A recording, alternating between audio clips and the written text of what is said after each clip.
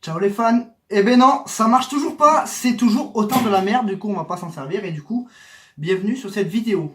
Aujourd'hui une vidéo assez simple et quand je dis simple je veux dire qu'elle n'est pas trop compliquée à faire parce que je n'avais pas trop le temps cette semaine, mais je voulais quand même en faire une, donc on est là. Et en attendant la suite, je pense que c'est une bonne solution. Aujourd'hui on va parler de 10 citations de pilotes ou de dirigeants en F1. Bon, il y en a bien plus de 10, mais il faut savoir se limiter dans la vie. Donc voilà, j'ai pris ces 10 là. Et pourquoi ces 10 là? Parce qu'en fait, je les aime bien. Voilà, non, mais c'est la pire intro de YouTube, ça. Bon, allez, on commence maintenant, parce que sinon... Et on commence sur une note légère venant du triple champion du monde autrichien Niki Lauda. Si quelqu'un devient un emmerdeur après avoir remporté des victoires, c'est qu'il était déjà avant. Est-ce qu'on commente? Non? Ouais, c'est clair. Bon, la suite. Numéro 2 avec la citation du commendatore Enzo Ferrari. En Formule 1, chance et malchance n'existent pas. Cette dernière n'est d'autre que la somme d'éléments ou de situations que nous n'avons pas su prévoir. J'aime bien celle-là parce qu'elle me fait penser aux équipes qui donnent l'impression de vraiment tout maîtriser au scénario de la course, comme Mercedes un petit peu cette année, ou comme Ferrari avant, pour ne parler que d'eux. Notre quadruple champion du monde français, Alain Prost, en a aussi cité quelques-unes, comme par exemple celle-là. Il existe une peur qui émerge de la conscience et qui découle de l'instinct de conservation. Elle doit exister. Et puis, il y a la peur qui paralyse et qui fait perdre des dixièmes de seconde. Celle-là doit disparaître. D'un côté, la peur qui découle de l'instinct de conservation, comme il a dit, qui permet au pilote de limiter ses actions et de ne pas risquer sa vie et la vie des autres. Et d'un autre côté, la peur qui paralyse, je fais que répéter, c'est nul, mais la peur, le stress, la pression qui vient affecter le pilote et qui empêche de faire les choses bien, comme la peur de gagner, la peur de perdre un titre, la peur de perdre une victoire, qui fait qu'on n'est plus lent. On a tous expérimenté cette situation dans notre vie, et là, l'Impros le résume au niveau de la Formule 1. Et après, on peut extrapoler, comme on dit. Allez, situation 4, hein, j'ai sorti un mot de bâtard. Elle nous vient d'un Finlandais, un pilote que j'adore, c'est pas Raikkonen, c'est Mika Hakkinen, double champion du monde de Formule 1.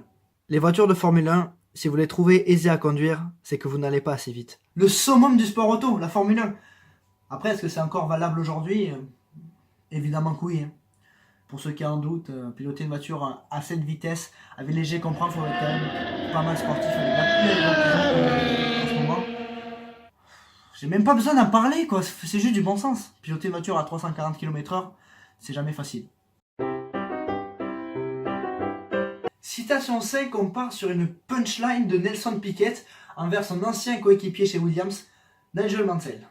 Nigel Mansell, je joue au tennis, il joue au golf. J'aime les belles femmes, il aime les femmes laides. J'ai gagné 3 championnats, il en a perdu 3. Ça devait pas être génial l'ambiance chez Williams à l'époque. Parce qu'à l'époque, Williams c'était un top team. Ils ont quand même gagné pas mal de championnats. C'est d'ailleurs la 3e équipe de la Formule 1. Encore une fois, gratuit, hein, je lâche des trucs. Et ils se sont battus pour le titre, les deux, Nigel Mansell et Nelson Piquet, en 86 et en 87. En 86, c'est Prost qui l'a gagné. Et Nigel Mansell, d'ailleurs, l'a perdu en crevant sa roue à Adélaïde. D'ailleurs, cette image, elle est spectaculaire, quoi. Le mec, il arrive à tenir. Bon, ouais. Il a perdu. Et en 87, c'est Nelson Piquet qui a gagné son 3e titre. Mais bon, il s'est bien rattrapé après, Nigel Mansell, en gagnant le titre avec Williams en 1992. Son seul et unique titre. Parce qu'il a 4 titres de vice-champion du monde. Voilà, c'est beaucoup. c'est dommage, mais il a gagné. Il en a gagné un. C'est bon, allez, on passe à la suite. Immédiatement, c'est parti, go. La suivante nous vient du fondateur de l'écurie Lotus, Colin Chapman. Toute voiture capable de résister à plus d'une course doit être considérée comme trop lourde. J'aime bien celle-là parce qu'elle rappelle l'ancien temps. À l'époque, on s'en foutait quand même un petit peu plus de maintenant. Imaginez si on disait à Colin Chapman, bon, il est plus de ce monde malheureusement. Enfin, malheureusement. Ouais, mais imaginez si on lui dit que maintenant on a 3 moteurs par saison. Mais je dirais, mais les gars, arrêtez vos conneries, quoi. C'était Colin Chapman. J'interprétais Colin Chapman. Applaudissez-moi. Si je vous dis acteur western et passionné de course automobile, vous pensez immédiatement à Steve McQueen, qui a d'ailleurs réalisé un super film sur Le Mans en 1970. C'était d'ailleurs réalisé pendant la course du Mans. Il n'y en a eu que 2 qui ont osé faire ça, tourné pendant la vraie course, mais Steve McQueen, et Michel Vaillant en 2002. Mais c'est pas... Là encore des trucs gratuits, je suis généreux. Je préfère passer une soirée avec Sterling Moss plutôt qu'une nuit avec Marilyn Monroe. Ah ouais? Ah ouais. Bon. Qui l'eût cru? Notre Captain Obvious de la vidéo sera Juan Manuel Fangio, quintuple champion du monde argentin, tu le sais. Pour ceci. À quelle vitesse faut-il rouler pour gagner? Le plus lentement possible. Il suffit d'arriver avant le deuxième. J'aime bien dans cette citation parce que Fangio donne l'impression d'être... Ouais, tu vois le lièvre et la tortue? Oui, tu vois. Et bien il donne l'impression d'être tellement facile que le mec... C'est bon, on va gagner de toute façon, il n'y a pas de souci. Bon, la plupart du temps il gagne, c'est un extra pilote. Un extra pilote. Ah ouais. J'ai encore ça extrapolé tout à l'heure, c'est pour ça que ça m'a marqué. Je suis pas habitué à utiliser des mots comme ça, du coup là j'invente des expressions. Voilà, extra pilote.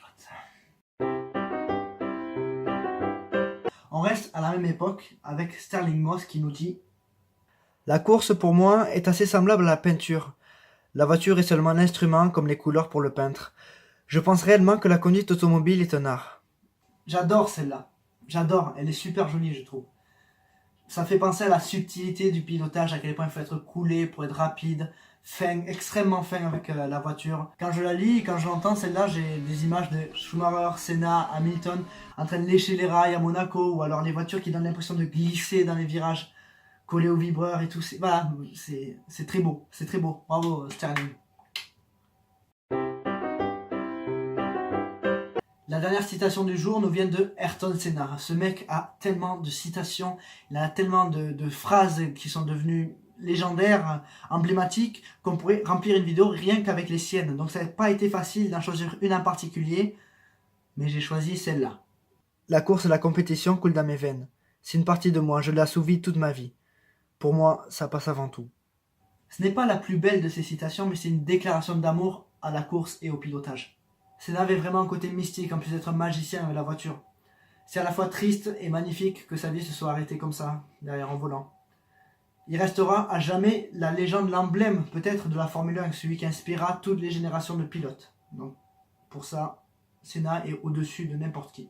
Et c'est tout pour aujourd'hui. Alors encore une fois, un concept totalement non innovateur, mais voilà, j'avais pas forcément le temps de faire une vidéo conséquente parce que je préparais des prochaines vidéos qui prennent vraiment du temps à faire parce que j'ai beaucoup de graphiques et tout à faire. Mais ça, vous verrez plus tard, Bon, j'ai quand même kiffé regarder toutes ces citations, j'en ai plein d'autres, du coup je pourrais refaire des vidéos sur ce concept. En attendant la suite et catégorie monoplace qui devrait arriver dans un peu de temps et autre chose, suivez-moi sur les réseaux sociaux, Facebook, Instagram, les liens sont dans la description en dessous, mais surtout, abonnez-vous à la chaîne de circuit. On se retrouve très vite, à la prochaine, salut les fans.